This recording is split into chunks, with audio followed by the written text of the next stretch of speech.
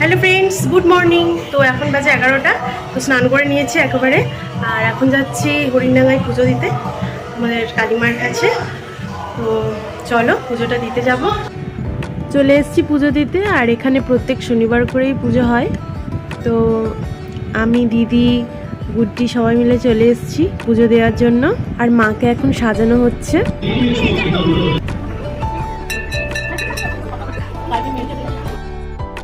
আর বিকালে এই ইয়েলো তরমুজটা কাটা হয়েছিল, তো এটা আগে কখনো খাইনি, আর এই ফার্স্ট টাইমই দেখলাম। তো তোমরা কখনো এটা খেয়েছো কি জানিও।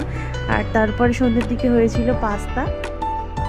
আর সন্ধে হলে এনাকে বিভিন্ন রূপে সাজিয়ে দিতে হয়, কখনো লক্ষ্মী, কখনো সরস্বতী। আর আজকে সেজেছে রাধা, আর রাধা সেজে একটু নাচও করে নি।